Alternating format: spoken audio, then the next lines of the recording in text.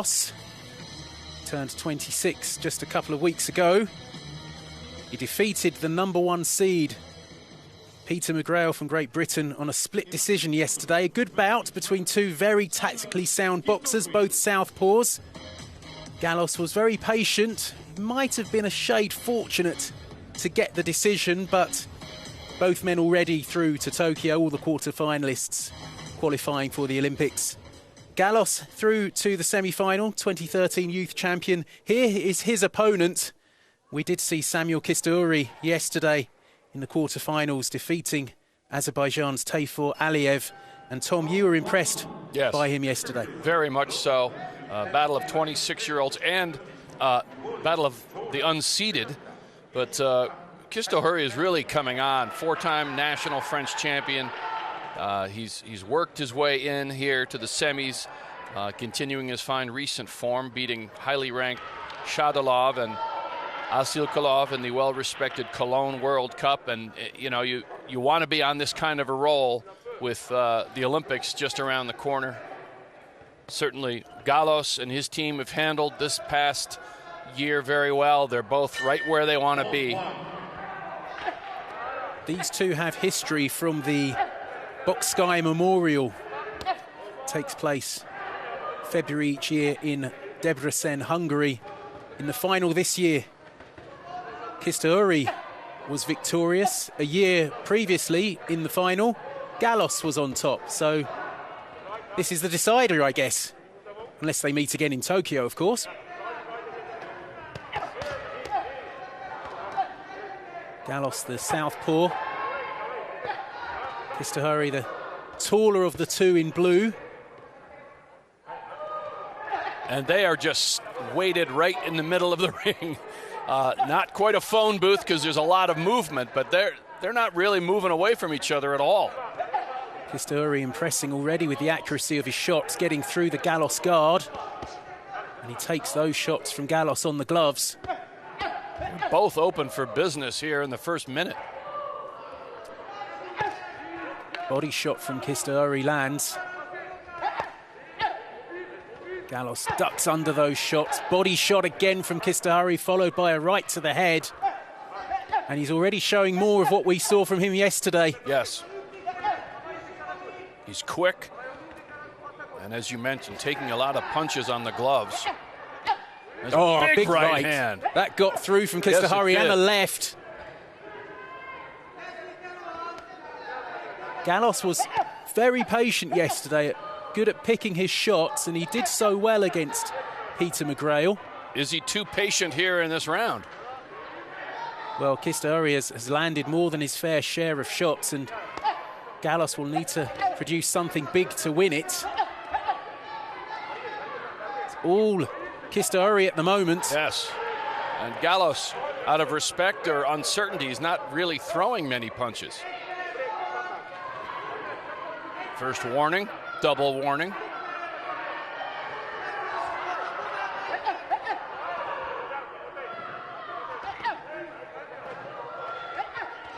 It does seem to be good power behind these punches from the Frenchman as well. And he's throwing 4 or 5 in a row. And here comes Galos.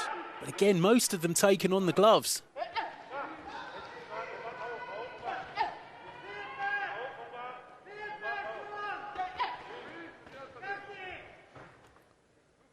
Interesting to see what adjustments come out of the Hungarian's corner. Galos taking those shots on the gloves. You'd think he has to change something because Kistohurry looks in complete control as he gets through with a left lead. Kistohurry has already found the range. You know, he's already locked on to the movements. And so unless there's going to be more fury and a more aggressive attack from Galos, there has to be something different, maybe spreading out and moving more. As I said, they're both content to just stay pretty much in front of one another and just trade, but it's an unfair trade at the moment, although we'll see what the judges say.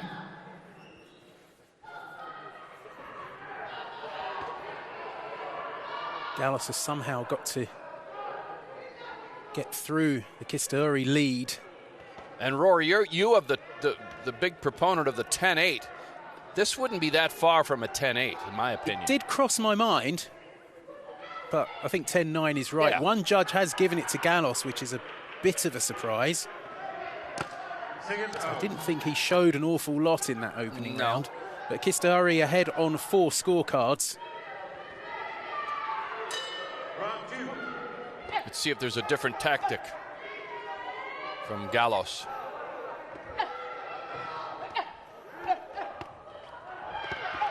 Yes, a little busier. Guard from Galos seems to be even higher now, almost yes. peekaboo style guard. But Kistohurry is able to, has no trouble leading. And Galos is getting 3 punches in before Galos responds. And even if all of them aren't getting through, it's really preventing Galos from doing anything if he's blocking those. Body shot from Kistohurry again.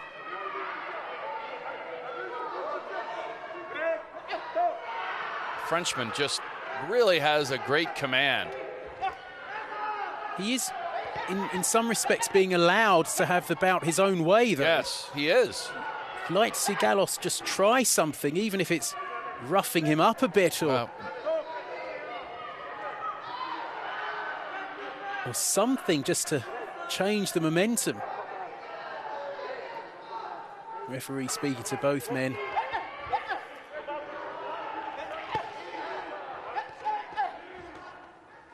Kistohurry with a chance to really add some potential and possibilities to the French national boxing team. Only one returning Olympian on this group. And they come off 6 medals in Rio, including 2 gold by the husband and wife team of Tony Yoka and Estelle Mosley. Good right, gets through from Kistohurry. Of course, that only survivor is Sofiane Miho, we've seen here in the last couple of days. He's looked his awesome self as he continues to roll.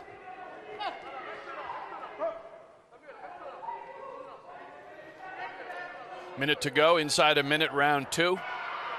Just haven't seen enough from Galos. Just been a bit passive. Sometimes the passivity is born of not being able to see an opening and not being able to do what you like to do and trying to figure it out in real time. Galos beat the #1 seed Peter McGrail yesterday, but he's having a much harder time of it today. That bout was very close. I'm not sure this is particularly close at the moment. We'll see what the judges say after round 2. This has been a closer round than round 1, but I still think Kistohurry's work rate is winning it for him. Yes, agreed. He's busy, and even if all the punches aren't landing, the optics look good.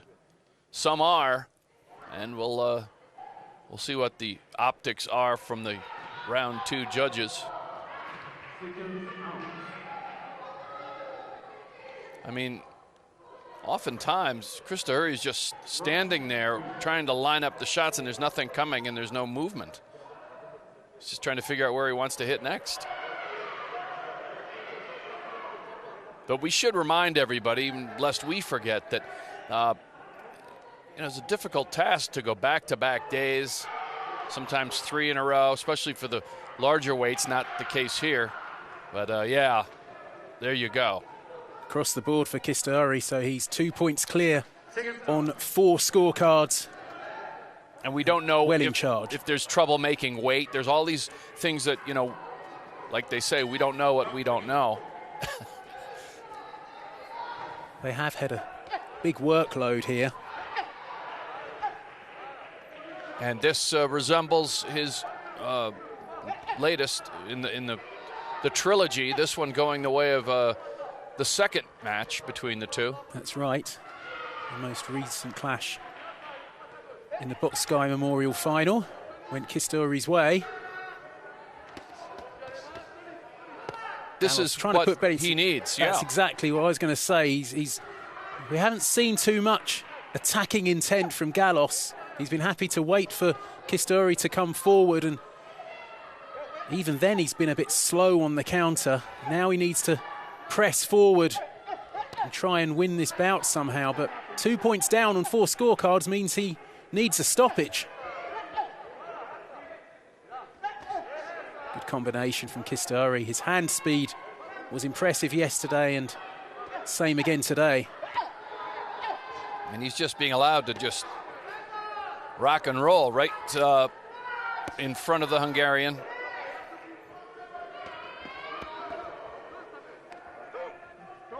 But, you know, he can always find catch lightning in a bottle maybe if he can catch Kistohurry leaning in and maybe turn things around with 1 or 2 shots.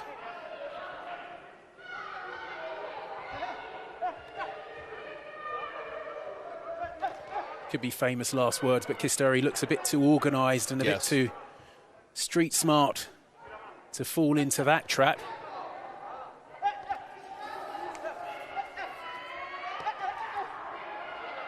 Just over a minute to go. And Kistohurry up to 11 in the world and rising. Yes, he could have a good seeding in Tokyo if he wins this and wins tomorrow's final. Last minute. What does the Hungarian have? Anything to pull out of a hat?